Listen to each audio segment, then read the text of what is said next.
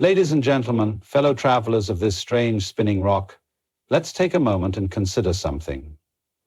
Have you ever noticed how we're always at war with ourselves?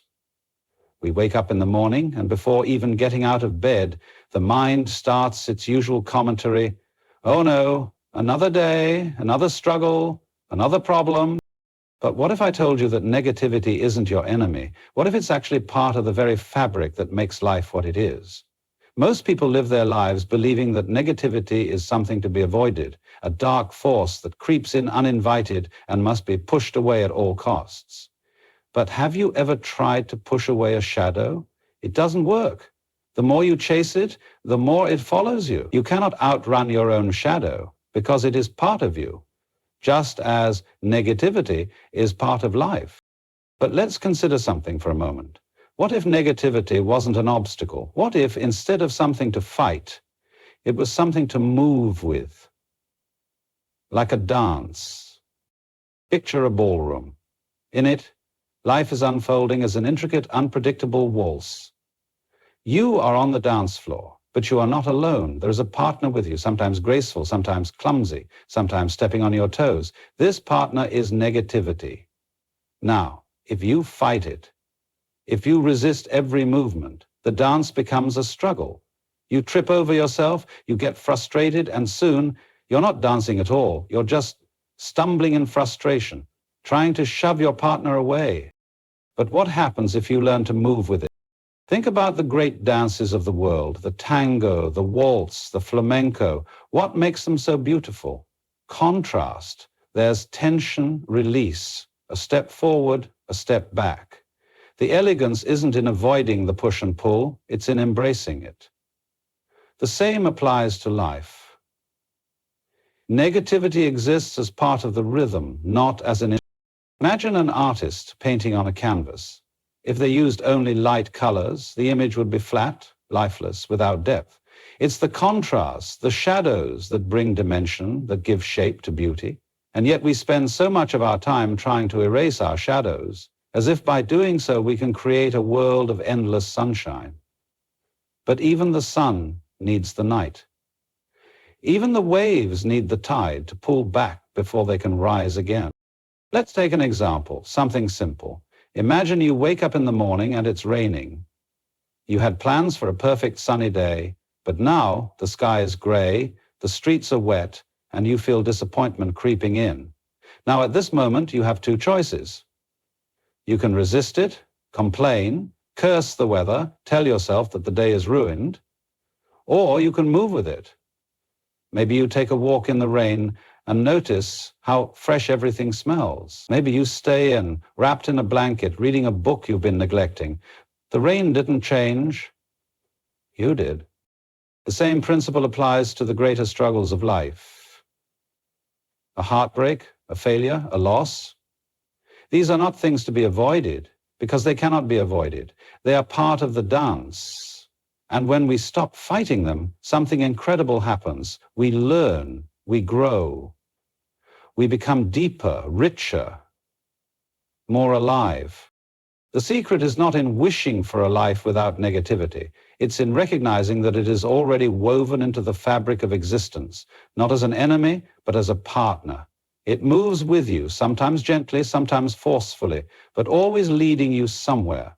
And if you learn to move with it instead of against it, you'll find that even the hardest moments have their own strange, unexpected grace. Imagine standing at the edge of a great river, watching the water rush by. It twists and turns, carving its way through the land, sometimes calm, sometimes wild. Now, imagine stepping into that river, but instead of letting it carry you, you start fighting against it. You thrash, struggle, and try to push the current backward. The more you resist, the more exhausted you become, until eventually, the river overpowers you anyway. This is how most people live their lives. They wake up each day, arms flailing, convinced that they must control every twist and turn of existence. They set expectations, they try to predict the unpredictable, and when life inevitably takes its own course, they resist. They get frustrated when things don't go their way, as if they were ever in charge of the grand flow of the universe to begin with. But let's take a step back and ask, has anyone ever successfully controlled a river? You might build dams, you might try to redirect small streams, but in the end, water finds its way. It moves around obstacles, wears down mountains, carves canyons over thousands of years. The river does not ask for permission. It does not explain itself. It simply moves. Life operates in much the same way. You can plan, you can prepare, you can set up all the barriers you like, but life will still unfold in ways you cannot predict. Some days the current will be gentle, carrying you effortlessly toward beautiful shores. Other days the rapids will toss you about, dragging you through places you never intended to go. And yet, every twist, every turn, every seemingly random direction has its own purpose, its own unfolding. But the real trouble begins when we believe we must swim against it. Think about it. How much stress, anxiety, and disappointment come from believing that things should be different than they are? How much energy do we waste trying to force life into a shape that it simply refuses to take? We want certainty in a world that is inherently uncertain. We want permanence in a universe where everything is in constant motion. And so we resist.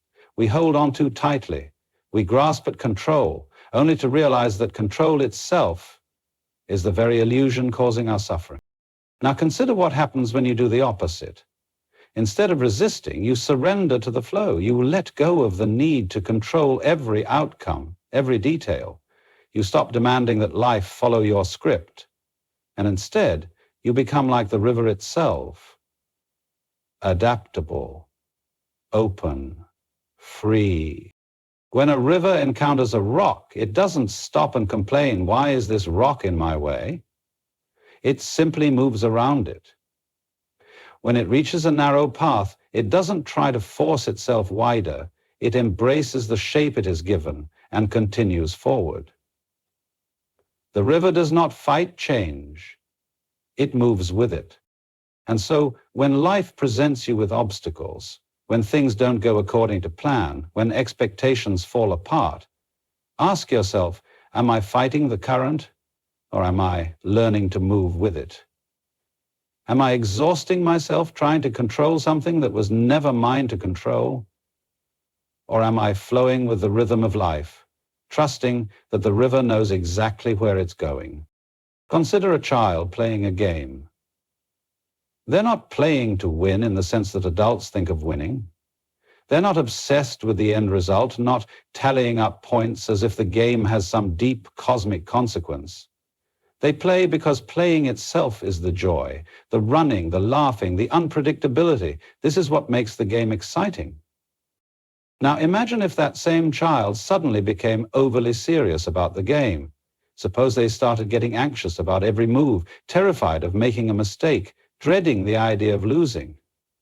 The laughter would fade, the excitement would turn into stress, and what was once fun would now feel like a burden. This is what happens to most people as they go through life. At some point, they stop playing. They stop seeing life as a dance, a game, a beautifully unpredictable adventure, and instead, they turn it into a battleground. They make every challenge a war, every mistake a catastrophe, every moment of uncertainty a crisis. But the truth is, life has never been something to fight against. It has always been something to engage with, something to experience fully. The problem isn't that life is difficult. The problem is that we take it too seriously. Think of any great game, chess, poker, football, video games. The challenge is what makes it worthwhile. If you knew every move in advance, if you were guaranteed victory at every turn, the game would quickly become dull. It's the uncertainty, the highs and lows, the risk of failure, and the thrill of success that make playing meaningful. The same applies to life. Yet, how often do we treat challenges as personal attacks rather than part of the game? When things don't go as planned, we react with frustration, as if life has somehow betrayed us. When we lose something or someone, we convince ourselves that it wasn't supposed to happen, forgetting that loss is as much a part of the game as gain. But what happens when you shift your perspective? What happens when you stop seeing problems as punishments and start viewing them as part of the game. Suddenly, failure isn't the end. It's just another move. Obstacles aren't roadblocks, they're plot twists. Life isn't happening to you, it's unfolding with you. And instead of clenching your fists and trying to control every outcome, you start playing with curiosity, with lightness. Look at the people who seem happiest, the ones who move through life with ease. They aren't the ones avoiding hardship or controlling everything. They're the ones who embrace the playfulness of it all. They laugh when things go wrong. They adapt. They don't see life as something to conquer. They see it as something to dance with, to explore, to enjoy. And isn't that the point of any game? Not to win at all costs, not to stress over every step, but to immerse yourself in the experience, to play fully, to be completely engaged in the moment without fear of the next. Negativity isn't a monster to be slain. It's a shadow that only exists because there is light. When you change your mindset, you realize that the things you call problems are just part of the adventure. So stop fighting the river. Stop trying to edit the song of life. Instead, flow with it, dance to it, and most importantly, laugh at the absurdity of it all. Because in the end, it's all just a beautiful, fleeting, cosmic game. Now go and play. Life isn't meant to be a constant struggle. It's meant to be played.